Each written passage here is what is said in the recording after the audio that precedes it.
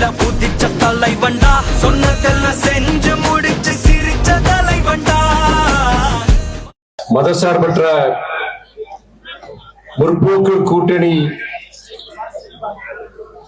இக்கூட்டணியின் சார்பாக மார்க்சிய கம்யூனிஸ்ட் இயக்கத்தின் வேட்பாளராக இங்கே போட்டியிடும் தோழர் சின்னதுரை அவர்களின் வெற்றியை உறுதி செய்திடும் வகையில் இங்கு நடைபெற்றுக் கொண்டிருக்கும் செயல்வீரர் கூட்டத்திற்கு முன்னிலை வைத்துள்ள நான் பெரிதும் மதிக்கும் முன்னாள் ஒன்றிய அமைச்சர், என் தந்தையார் மறுமலர்ச்சி திராவிட முன்னேற்ற கழகத்தின் பொதுச்செயலாளர் தலைவர் வைகோவின் அன்புக்குரியவர் அண்ணன் SS பழனிமாணிக்கம் அவர்களே, நமது வேட்பாளர் தோழர் சின்னதுரை அவர்கள் ஒரு மாபெரும் வெற்றியை பெற்றிட நாம் ஆற்ற வேண்டிய பணிகள்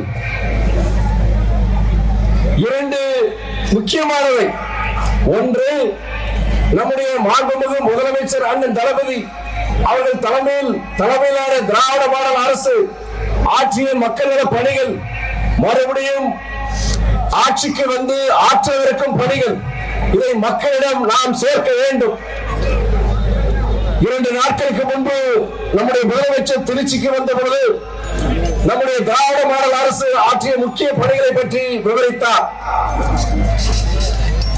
மறுபடியும் ஆட்சிக்கு வந்தால் மகளிர் உரிமை தொகை 2000, விடியல் பயணம் தொடரும், இல்லத்தரசிகளான திட்டம் கூப்பான் 8000 இல்லத்தரசிகளுக்கு, ஏழை வீட்டு பிள்ளைகளுக்கு உயர்கல்வி பெற தமிழ் புதல்வன் புதுமை திட்டத்தால் மாதம் 1000 ரூபாய், இப்பொழுது 1500 ரூபாயாக அது உயர்த்தப்படும். இது போன்ற சிறப்பான மக்கள் நல பணிகள் ஒரு பக்கம். சிலர் சொல்கிறார்கள் இலவசமா கொடுக்கிறாங்க, ஆனா இதனால என்ன பிரயோஜனம் சொல்ல? இலவசம் யாருக்கு கொடுக்கிறாங்க? ஏழை அடித்தட்டு மக்களுக்காக, உங்களுக்காக அந்த அரசு செஞ்சிருக்கிறாங்க. ஒரு பக்கம் இது போன்ற சமூக நீதியை வலுப்படுத்தும் திட்டங்கள், மற்றொரு பக்கம் பொருளாதார வளர்ச்சி. நீங்கள் முதலீடுகள் மூலம் பல்லாயிரக்கணக்கான கோடி முதலீடுகள் மூலம் பொருளாதார வளர்ச்சி பெற்று இளைஞர்களுக்கு பல லட்சக்கணக்கான புதிய வேலை வாய்ப்புகள் உருவாக்கும் முயற்சிகள், கிட்டத்தட்ட 12,37,000 கோடி முதலீடுகள் மூலம் 1127 புரிந்துணர்வு ஒப்பந்தங்கள் மூலம் புதிய வேலை வாய்ப்புகள் 36 லட்சம் வேலை வாய்ப்புகள் உருவாக்கிட நம்முடைய திராவிட மாடல் அரசு முயற்சித்தது. கிட்டத்தட்ட அவங்க அறிவிச்ச 1127 புரிந்துணர்வு ஒப்பந்தங்கள்ல 73 விழுக்காடு இன்னைக்கு அது முடிஞ்சது. தொழிற்சாலை இன்னைக்கு அந்த வேலைகள் முடிஞ்சு தொழிற்சாலைகளுக்கு தொடங்கி இன்னைக்கு லட்சக்கணக்கான வேலை வாய்ப்புகள் உருவாக்கி இருக்கு. சரி, நம்ம தான் சொல்றோம், ஒன்றிய அரசை சார்ந்த ஸ்தாபனம் EPFO, employment provident fund organisation, அந்த ஸ்தாபனம் என்ன சொல்லுது? கடந்த 5 ஆண்டுகள்ல 29 லட்சம் வேலை வாய்ப்புகள் உருவாக்கி நம்ம சொல்லல, ஒன்றிய அரசை சார்ந்த ஸ்தாபனம் சொல்லுது.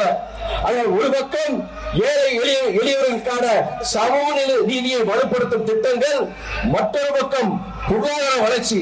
இந்தியாவிலேயே அதிக பொருளாதார வளர்ச்சி 11.19 பெற்ற மாநிலம் தமிழ்நாடு. இதெல்லாம் இந்த விஷயங்கள்லாம் நீங்க ஜனங்கிட்ட போய் சொல்லணும். ஒரு பக்கம் ஏழை எளிய மக்களுக்கு திட்டங்கள், மற்றொரு பக்கம் வேலை வாய்ப்புகள்.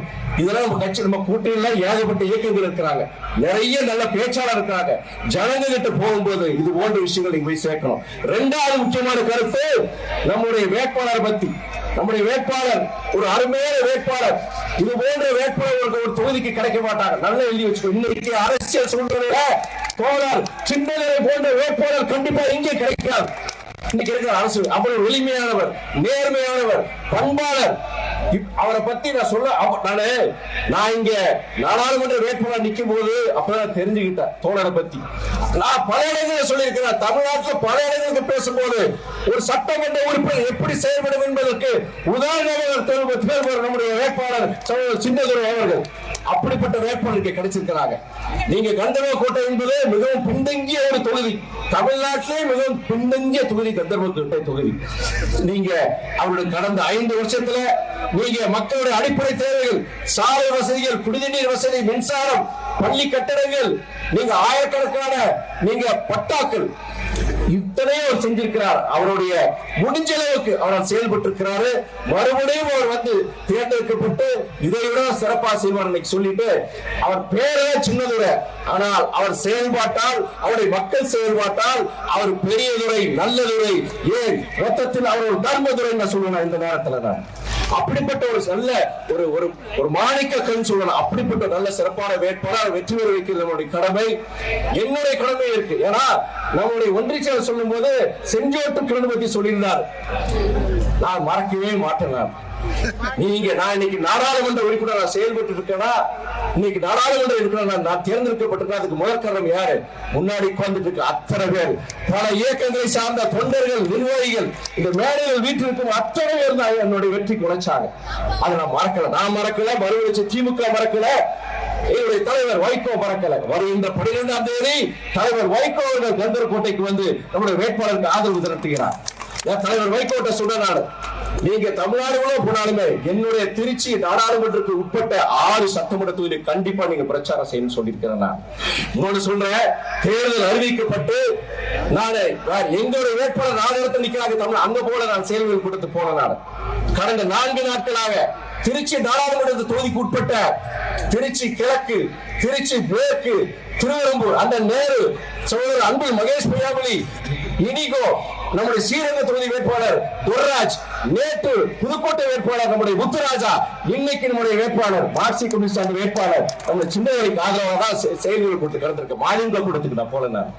என்னுடைய கடமை, முதல் கடமை என்னுடைய இயக்கத்தோடு சொல்லியிருக்கேன், எனக்காண்டி உழைச்ச அத்தனை சட்டமன்ற உறுப்பினர்கள், எனக்காண்டி உழைச்ச அத்தனை தோழர்களுக்கு ஆதரவாக நான் செயல்பட வேண்டிய கடமை எனக்கு இருக்கு. முதல்ல திருச்சியை முடிச்சுட்டு தான் மற்ற இடங்களுக்கு நான் போவேன். நம்முடைய தொகுதிக்கு வரும் சொல்லியிருக்கிறேன். நான் இன்னைக்கு நம்முடைய முதலமைச்சர் முக்கியமான ஒரு கருத்தை சொல்லியிருக்கிறார். என்னடா, இந்த தேர்தலை பொறுத்தவரைக்கும் திமுக அதிமுக இடையிலான போட்டி மாத்திரம் கிடையாது, மதசார்பற்ற முற்போக்கு கூட்டணிக்கும் தேசிய ஜனநாயக கூட்டணிக்கும் இடையிலான போட்டி மாத்திரம் கிடையாது. இது மதசார்பின்மைக்கும் மதவாதத்துக்கும் இடையிலான போட்டி, சமூக நீதிக்கும் ஆதிக்க சக்திக்கும் இடையிலான போட்டி, ஜனநாயகத்திற்கும் பாசிச சக்திக்கும் இடையிலான போட்டி. இறுதியில் வெற்றி பெற போவது மதசார்பின்மை, இறுதியில் வெற்றி பெற போவது சமூக நீதி, இறுதியில் வெற்றி பெற போவது ஜனநாயகம் சொல்லிட்டு நம்முடைய வெற்றி வேட்பாளர் நம்முடைய சகோதரர் அன்பு தோழர் சின்னவரைக்கு அருவாள் சுத்தியல் நட்சத்திரம் சின்னத்தில் நீங்கள் அனைவரும் வாக்களித்திட வேண்டும். அண்ணன் மகன் வைகோவுடைய அருமை தோழர் வைகோ, துரை வைகோ அவர்கள் புலிக்கு பிறந்தது பூனையாகுமா என்பதை நிரூபித்திருக்கிறார். அவருக்கு நான் வருவார் என்று எதிர்பார்க்கவில்லை, எதையும் கொண்டு வரவில்லை. நான் விரும்பி அடிகிற சால்வையை அவர் தெரிவித்தார்.